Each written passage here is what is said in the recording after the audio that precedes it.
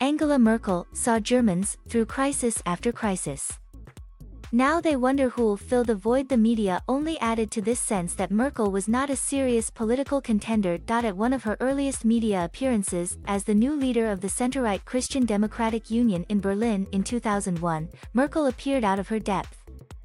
Uneasy in front of the bright lights and cameras of the press pack, she seemed not to know where to look or what to do with her hands, and gave flat, boring answers to reporters' questions.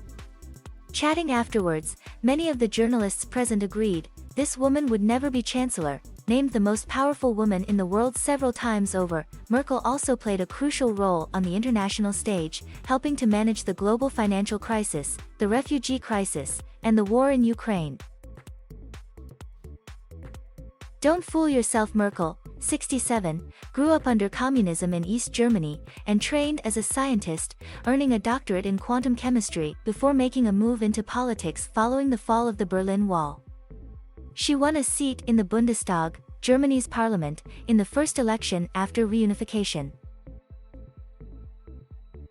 In the years that followed, Merkel would not only become the first female chancellor of Germany but would also change the country's politics for good. Appearing on TV talk show The Elephant Round after the nail-bitingly close 2005 vote, the incumbent Chancellor Gerhard Schröder appeared dismissive of Merkel, laughing off the notion that she would be able to form a governing coalition. "She will not manage to form a coalition with my Social Democratic Party," he said. Don't fool yourself. The early years of Merkel's chancellorship were largely uneventful.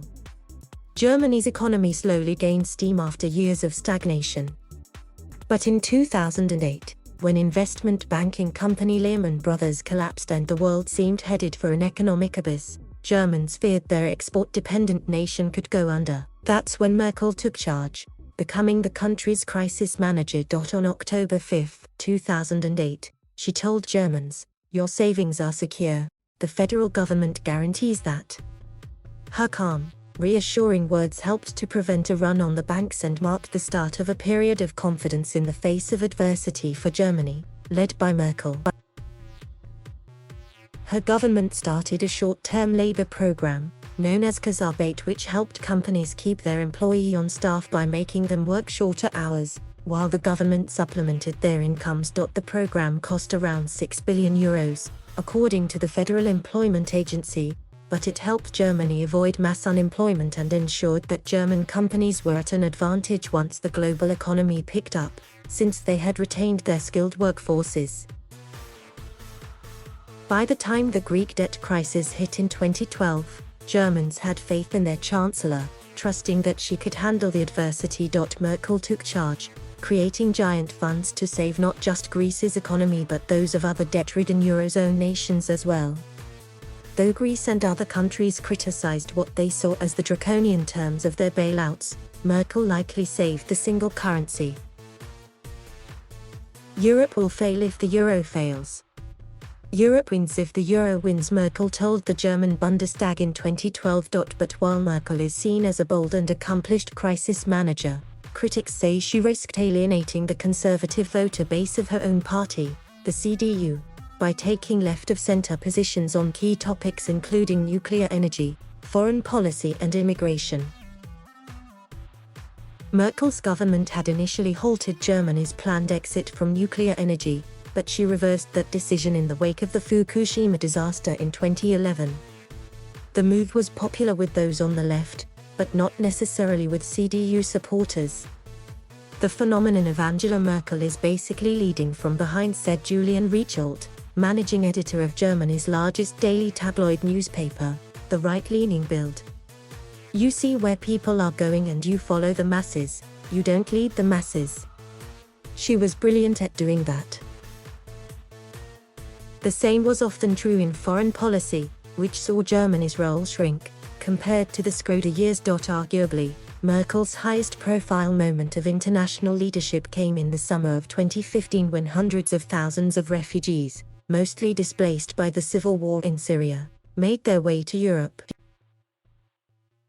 While many of her fellow leaders across the European Union argued in favor of trying to stop the masses from entering the bloc, Merkel believed that the moment called for a huge humanitarian response. Germany eventually welcomed an estimated 1.2 million refugees over the next year and a half. In the wake of Merkel's call to action, many Germans welcomed the asylum seekers with food and clothes. Some opened their homes to those who had made the arduous journey, or helped them find work, but the magic of the moment eventually wore off. Integrating the new arrivals was a tricky task. Some critics say was handled poorly. Her handling of the refugee crisis put a dent in Merkel's popularity at home and helped fuel the rise of far-right political forces, including the Alternative for Germany. The AfD became the first far-right group elected to the Bundestag since 1961. It came third in the 2017 election, with 12.6% of the vote. While Merkel did win another term as Chancellor, poor showings for her party at local elections convinced her it was time for change. In 2018 she announced that she would hand over the leadership of the CDU, and that she would not seek re-election in 2021. But a new crisis soon came knocking. In early 2020, when the COVID-19 pandemic hit, Merkel was one of the first world leaders to acknowledge the scale of the health threat posed by coronavirus. Since German unification, no, since the Second World War, there has not been a challenge to our nation that required us to act in solidarity with one another so much, she said. Under her leadership, Germany quickly introduced a strict lockdown, reinstated the Kurzarbeit program to protect the economy, and helped launch the search for a vaccine. Merkel's handling of the pandemic saw her popularity spike, as Germans once again learned to appreciate the dogged resolve of their often underestimated leader. Some are left doubting whether those lining up to take her place as Chancellor will match up to their predecessor. Laschet, Scholz and Baerbock can perhaps take some comfort from the fact that pundits and politicians alike once doubted Merkel's abilities too. As the politician who arrived on the scene as an inexperienced Mädchen prepares to leave the world stage, Germany's voters are left wondering who will fill the void left by the woman they came to know affectionately as Mutti, the mother of the nation. Thank you for watching. Please subscribe.